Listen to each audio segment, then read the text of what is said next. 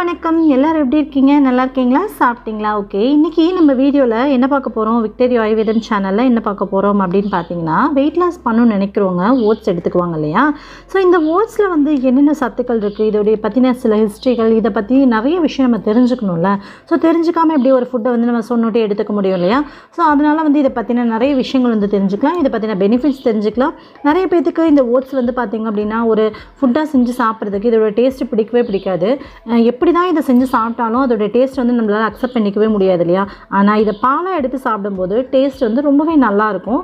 நார்மலாக நம்ம சாப்பிடக்கூடிய ஏதாவது ஒரு பொருள் நம்ம சேர்த்து சாப்பிடக்கூடிய ஓட்ஸை விட நம்ம இதை பாலாக எடுத்துக்கும் போது டேஸ்ட் வந்து ரொம்பவே நல்லாயிருக்கும். குழந்தைங்க கூட இதை விரும்பி குடிப்பாங்க. சரி, ஓகே. இது வந்து எப்படி பால் எப்படி செய்கிறதுன்றதை நீங்கள் அப்படியே பார்த்துட்டே வாங்க. விஷுவலாக உங்களுக்கு நீங்கள் போட்டுட்டு வீடியோவாக நான் உங்களுக்கு போட்டிருக்கேன். ஸோ மேற்கொண்டு நான் வந்து இதில் உள்ள பெனிஃபிட்ஸ் இதெல்லாம் இதில் வந்து என்னென்ன சத்துக்கள் இருக்குது அப்படின்றத நான் உங்களோட ஷேர் பண்ணிகிட்டே வரேன். ஓகே. இப்போ பார்த்திங்க அப்படின்னா இதில் வந்து கரையக்கூடிய நார்ச்சத்து, கரையாத நார்ச்சத்துன்னு சொல்லிட்டு 2 வகையான நார்ச்சத்து இருக்குது. அது ரெண்டுமே அதிகமாகவும் இருக்குது. இது ரத்தத்தில் உள்ள கொழுப்பை கரைக்கிறது மட்டும் இல்லாமல் சர்க்கரையோட அளவையும் கண்ட்ரோலில் வச்சுக்கிறதுக்கு ரொம்பவே ஹெல்ப்ஃபுல்லாக இருக்குது. ஸோ அது மட்டும் இல்லாமல் இது வந்து பசியை கட்டுப்படுத்துறதுல ரொம்ப பெரிய பங்கு வகிக்குது. ஸோ அது மட்டும் இல்லாமல் வெயிட் லாஸ் பண்ணுறவங்க பசியை கட்டுப்படுத்தணும் அப்படின்னா இந்த ஓட்ஸ் கஞ்சியாவோ இல்லை ஒரு ஃபுட்டாவோ இல்லை ஒரு மில்காவோ எடுத்துக்கிட்டோம் மட்டுமே போதாதுங்க. இது கூட வந்து நிறைய நம்ம ஒரு ஃபுட்டை வந்து நம்ம குறைக்கிறோம் அப்படின்னா நம்ம வெயிட் லாஸ் பண்ணுறதுக்கு கண்டிப்பாக ஒரு ஃபுட்டை குறைச்சிட்டு தான் நம்ம ஓட்ஸ் எடுத்துக்கோம் இல்லையா? ஸோ அது மாதிரி நம்ம எடுத்துக்கும் போது கண்டிப்பாக நம்மளோட உடம்புக்கு வந்து ஆற்றல் தேவை இல்லையா? நிறைய பவர் வேணும்ல. அதுக்கு இந்த பால் மட்டும் எடுத்துக்கிட்டோன்னா போதாது. இந்த ஓட்ஸை வந்து ஃபுட்டாக எடுத்துக்கிட்டால் மட்டுமே போதாதுங்க. கூட வந்து நீங்கள் காய்கறி எடுத்துக்கணும், சில ஃப்ரூட்ஸ் எல்லாம் எடுத்துக்கணும். ஸோ அது மாதிரி எல்லாம் வந்து மெயின்டைன் பண்ணி நீங்கள் கூட வந்து ஓட்ஸ் எடுத்துக்கிட்டிங்கன்னா உங்களுக்கு வந்து வெயிட் லாஸ் ஆகும். ஸோ இது வந்து பார்த்திங்க அப்படின்னா ஒரு தானியம் வகையோடு சேர்ந்தது. நம்ம எப்படி கோதுமை, திணை, கம்பு இதெல்லாம் நம்ம எடுத்துக்கிறோம் இல்லையா? ஸோ அதே மாதிரி தான் இது ஓட்ஸுமே வந்து ஒரு தானிய வகையை சேர்ந்தது தான். சரிங்களா? ஓகே. இப்போ பார்த்திங்க அப்படின்னா இதை வந்து பொதுவாகவே வந்து சமைக்கிறதுக்கும் சாப்பிட்றதுக்கும் ரொம்ப ஈஸியாக இருக்கும். இதை வந்து கஞ்சி மாதிரியோ இல்லை ஃப்ரூட்ஸோடு சேர்த்து சாப்பிட்றதுக்குமே ரொம்பவே வந்து ஈஸியாக இருக்கும். ஸோ பார்த்திங்கன்னா இது ரொம்ப லைட் வெயிட்டான ஒரு தானியமாக. ஸோ அதனால் இதுக்கப்புறம் பார்த்திங்க அப்படின்னா இதில் வந்து நார்ச்சத்து அதிகமாக இருக்குது, விட்டமின் இருக்குது, கனிமச்சத்து இருக்குது. ஸோ வெயிட் லாஸ் பண்ணுறவங்க மட்டும் இல்லாமல் இதை வந்து ஹார்ட் டிசீஸ்மே, அதாவது இருதய நோய் சம்மந்தப்பட்டவங்களுக்கு கூட இது வந்து ரொம்ப நல்லது அப்படின்னு சொல்கிறாங்க. ஸோ இதே இருதய நோய் வந்து தடுக்கும் அப்படின்னு வந்தெல்லாம் சொல்ல முடியாது. பட் அது இருக்கவங்க இதை எடுத்துக்கும் போது அவங்களுக்கு வந்து ஒரு ஹெல்த் பெனிஃபிட்ஸ், அவ்வளோதான். சரிங்களா? இது வந்து ஒரு நாளைக்கு காலையில் ஃபுட்டுக்கு பதிலாக நம்ம இதை எடுத்துக்கும் போது, மாற்று உணவாக நம்ம இதை எடுத்துக்கும் போது எதனால் காலையில் பார்த்திங்கன்னா மேக்ஸிமம் வந்து இந்த வெயிட் லாஸ் பண்ணுறவங்க காலையில் தான் வந்து இந்த ஃபுட்டை எடுத்துக்குவாங்க. என்ன காரணம்னு பார்த்திங்கன்னா அன்றைக்கி ஃபுல்லாகவே நாள் ஃபுல்லாகவே ஒரு எனர்ஜெட்டிக்காகவும் வயிறு ஃபுல்லாக இருக்க மாதிரி ஒரு ஃபில்லிங்காகவும் நமக்கு இருக்க மாதிரி இருக்கும். ஸோ நம்மளை வந்து ஒரு ஃபுல்லாக, அதாவது நம்ம வயிறு ஃபுல்லாக சாப்பிட்ட மாதிரி ஒரு ஃபீல் பண்ண வைக்கும். ஸோ அதனால தான் வந்து காலையில் உணவுக்கு மாற்று உணவாக இதை எடுத்துக்கிறாங்க. சரி, ஓகே. இதை வந்து அதிகமாகவும் எடுத்து சாப்பிடக்கூடாதுங்க. ஓரளவுக்கு கரெக்டாக சாப்பிடுங்க. உங்களுக்கு வந்து கண்டிப்பாக வெயிட் லாஸ் ஆகும். ஓகேவா? இதுக்கப்புறம் பார்த்திங்கன்னா இதில் வந்து நிறைய ஆன்டிஆக்சிடென்ட் வந்து நிறைய இருக்குது. ஸோ இது வந்து உடம்புல உள்ள கொழுப்பை கரைக்கிறது மட்டும் இல்லாமல் நச்சுத்தன்மையும் நீக்குது. ஆன்டிஆக்சிடென்ட் பார்த்திங்க அப்படின்னா உடலில் உள்ள உறுப்புகளோட இயக்கத்தையும் அதை சரி செய்கிறதுலையும் பெரும் பங்கு வகிக்குதுங்க. இது வந்து வளர்ச்சிதை மாற்ற துரிதப்படுத்துவதிலையும் பெரும் பங்கு வகிக்குது. அது மட்டும் இல்லாமல் மற்ற தானியத்தை விட மிக குறைவான கேலரி வந்து இதில் இருக்குதுன்னு சொல்லப்படுது. அதனால் வெயிட் லாஸ் பண்ணுறவங்களுக்கு இது ஒரு சிறந்த உணவாக தேர்வு செஞ்சு சாப்பிட்றாங்க. அதே மாதிரி நான் ஏற்கனவே சொன்ன மாதிரி இது வந்து ஒரு அடர்த்தி குறைவான, ஒரு எடை குறைவான ஒரு ஃபுட்டு. ஸோ அதனால் வந்து இதை சாப்பிட்றது வந்து வெயிட் லாஸ்க்கு எடுத்துக்கிறதுக்கும் வந்து ரொம்பவே வந்து எப்படி சொல்லலாம், ரொம்ப ஈஸியாக நம்ம சமைக்கிறதுக்காக இருக்கட்டும், நம்ம சாப்பிட்றதுக்காக இருக்கட்டும் ரொம்பவே ஈஸியாக இருக்கும். சரி, ஓகேங்க. ஸோ ஓட்ஸை பற்றிலாம் பார்த்தாச்சு. ஸோ அதில் வந்து எவ்வளோ ஹெல்த் பெனிஃபிட்ஸ் அப்படிங்கிறதையும் பார்த்தாச்சு இல்லையா? ஸோ எப்படி பால் எடுக்கிறது அப்படிங்கிறதையும் நீங்கள் பார்த்துட்டே இருக்கீங்க. ஒரு கப் ஓட்ஸ்க்கு வந்து ஒரு 3 கப் தண்ணி விட்டு நல்லா மிக்ஸி ஜாரில் அரைச்சிட்டு அந்த பாலை வடிகட்டி குடிச்சிட்டோம் அப்படின்னா ஓட்ஸ் மில்க் ரெடி, அவ்வளோதாங்க. சரி, ஓகே. இதோடைய ஹிஸ்ட்ரிலாம் வந்து நம்ம பார்க்கலாம். இந்த ஓட்ஸ் வந்து பார்த்திங்க அப்படின்னா ஒரு 10,000 வருஷங்களுக்கு முன்னாடியே வந்து இதை வந்து ஆடு, மாடுங்களுக்கு இதுங்களுக்கெலாம் வந்து தீவனத்தோடு கலந்து கொடுத்துட்டு வந்திருக்காங்கங்க. அது எங்கே அப்படின்னு பார்த்திங்கன்னா வட மாநிலங்களில், நம்ம நாடுகளில் கிடையாது. ஏன்னா இதோடைய டேஸ்ட் வந்து யாருக்குமே பிடிக்கலையாமா. குதிரைக்கு வந்துட்டு பயன்படுத்தின காரணம் வந்து அதுதான். நிறைய பேர் வந்து இந்த ஓட்ஸ் வந்து பார்த்திங்க அப்படின்னா எப்படி பயிரிடுறாங்க தெரியுமா உங்களுக்கு?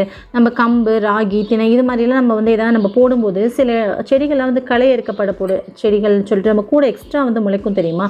அதே மாதிரி தாங்க இந்த செடி வந்து ஏதாவது ஒரு இந்த கோதுமை இதெல்லாம் நம்ம பயிரிடுறாங்க இல்லையா? ஸோ அப்படி பயிரிடும் போது பார்த்திங்க அப்படின்னா கூடவே எக்ஸ்ட்ரா வந்து இந்த களை இருக்கக்கூடிய செடி மாதிரி இதுவும் சேர்ந்து வந்து வளர்ந்துருமா. ஸோ இது வளர்ந்ததுக்கப்புறம் இதையும் வந்து பயிரிடும் போது பார்த்திங்கன்னா இதோடைய அந்த இது வந்து பார்த்திங்க அப்படின்னா மனுஷங்க சாப்பிடக்கூடிய ஒரு பொருள் தான். ஆனால் சாப்பிட்டு பார்த்தா அப்படின்னா அது வந்து ஒரு டேஸ்ட்டுமே இல்லை, நல்லவே இல்லை. சரி ஓகே, இது நல்லா ஆனால் வளருதே, இது வந்து பார்த்திங்கன்னா குளிர் பிரதேசத்தில் நல்லா வளருமாங்க. ஸோ அதனால் என்ன பண்ணாங்க, இது நல்லா வந்து சூப்பராக வளருது, எந்த வித பராமரிப்புக்குமே இதுக்கு தேவையில்லை, ஆனால் ரொம்ப நல்லா வளருது அப்படின்ற ஒரு காரணத்தால் இதை என்ன பண்ணிட்டாங்களாம், குதிரைக்கு வந்து இதை பயன்படுத்த ஆரம்பிச்சிருக்காங்க. ஸோ அதுவுமே வந்து மக்கள்லாம் சாப்பிட்டு பார்த்துருக்காங்க, சுத்தமாக டேஸ்ட் வந்து பிடிக்கவே இல்லை. என்னடா இது ரொம்ப சப்புன்னு இருக்கே, ஒன்றுமே இல்லையே அப்படின்னு சொல்லி பிடிக்கல.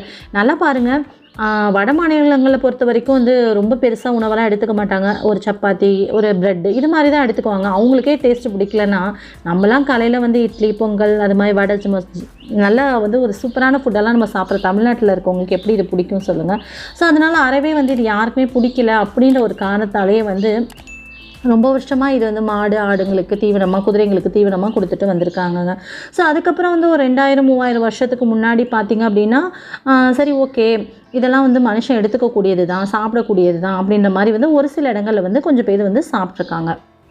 ஏதோ வேண்டா வெறுப்புக்கு சாப்பிட்ட மக்கள்லாம் கூட ஒரு 300-400 வருஷத்துக்கு முன்னாடி பார்த்திங்க அப்படின்னா ஓகே, இதில் வந்து நிறைய சத்துக்கள் இருக்க தான் செய்யுது, இது சாப்பிட்றனால உடம்புக்கு ரொம்ப நல்லது தான் அப்படின்னு சொல்லிட்டு ஓகே அக்செப்ட் பண்ணிவிட்டு சாப்பிட ஆரம்பித்தது பார்த்திங்கன்னா ஒரு 300-400 வருஷத்துக்கு முன்னாடி இந்த ஸ்காட்லாண்ட் மக்கள்லாம் வந்து இதை சாப்பிட்றதுக்கு ஆரம்பிச்சிட்டாங்க.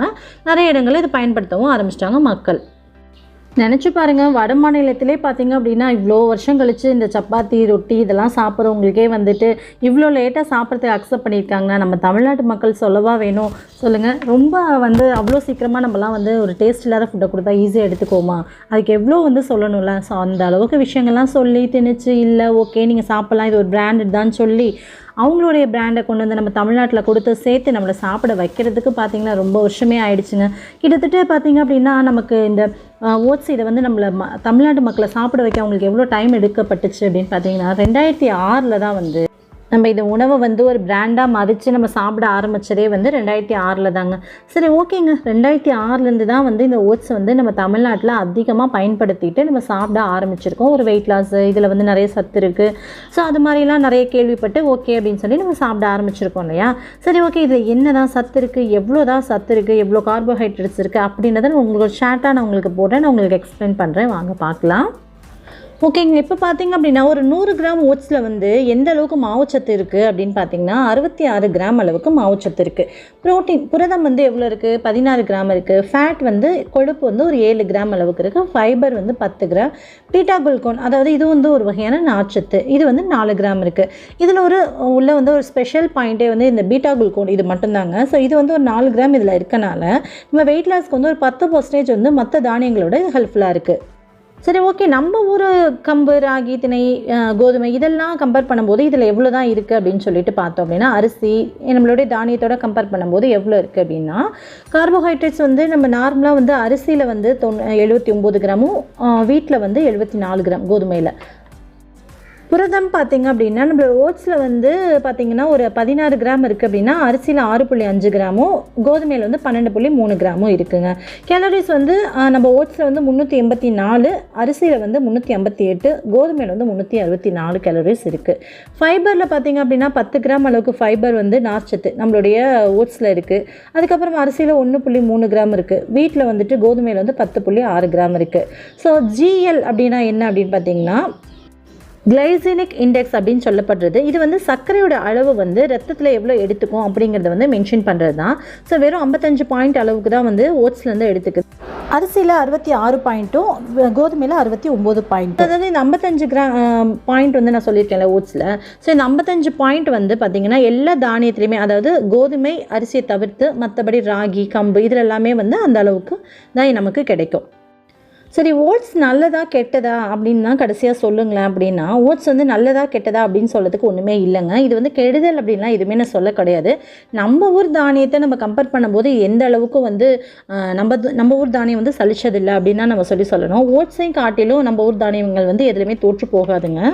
கிட்டத்தட்ட நம்மளுடைய கம்பு, ராகி, திணை இதெல்லாம் இருக்கு இல்லையா? ஸோ அதை கம்பேர் பண்ண காட்டிலும் இதுவுமே வந்து ஈவனான ஒரு தானிய வகை தான். புதுசாக ஸ்பெஷலாக ஒரு ஓட்ஸ் அப்படின்னா ஒரு பெரிய ஒரு ஃபுட்டு, ஸ்பெஷலான ஃபுட்டு அப்படின்லாம் எதுவுமே கிடையாது.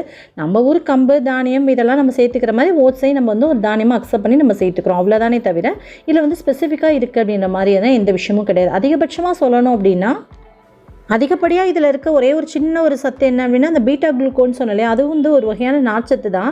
அந்த நார்ச்சத்து வந்து ஒரு 4 கிராம் வந்து அதில் வந்து எக்ஸ்ட்ரா இருக்குது. இந்த நம்ம ஊர் தானியங்களில் இல்லாத ஒரு சத்து அப்படின்னா அந்த நார்ச்சத்து அது வந்து ஒரு பெரிய விஷயமும் கிடையாது. ஸோ நம்ம இது 100 கிராம் சாப்பிட்ற இடத்துல ஒரு 125 கிராம் நம்ம ஊர் தானியம் சாப்பிட்டாலே நமக்கு அந்த சத்தும் சேர்த்தே நமக்கு கிடைச்சிரும். ஸோ அதனால் வந்து ஒரு பெரிய விஷயம் அப்படின்னு சொல்கிற அளவுக்குலாம் எதுவுமே இல்லைங்க. ஓகேங்க, நம்மளுடைய ஊரில் உள்ள தானியங்கள்லாம் உங்களுக்கு கிடைக்கிது ஈஸியான, நீங்கள் தாராளமாக அதுவே சாப்பிட்லாம். இல்லைங்க, அப்படிலாம் கிடையாது. ஓட்ஸில் வந்து ஒரு ஸ்பெஷலான ஒரு ஐட்டம் இருக்குது, ஸ்பெஷலாக அதில் ஒரு சத்து இருக்குது, நான் அதை தான் கண்டிப்பாக எடுத்துக்குவேன். ஆனால் எனக்கு டேஸ்ட்டு பிடிக்கல அப்படின்னு நீங்கள் நினச்சிங்க அப்படின்னா இது மாதிரி பாலாக எடுத்துக்கோங்க. இது மாதிரி பால் எப்படி செய்கிறதுங்கிறத நான் உங்களுக்கு அப்படியே வீடியோவில் ஷோ பண்ணியிருந்தேன், நீங்கள் பார்த்துருப்பீங்க அப்படின்னு நினைக்கிறேன்.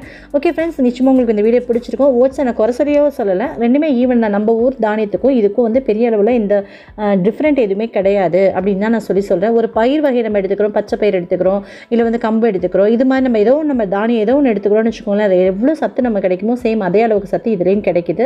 ஸோ இதை எந்த வகையிலுமே குறைய சொல்கிற அளவுக்குலாம் எதுவுமே கிடையாது. ஸோ இதுவுமே வந்து சத்தான ஒரு விஷயம்தான். ஓகேவா?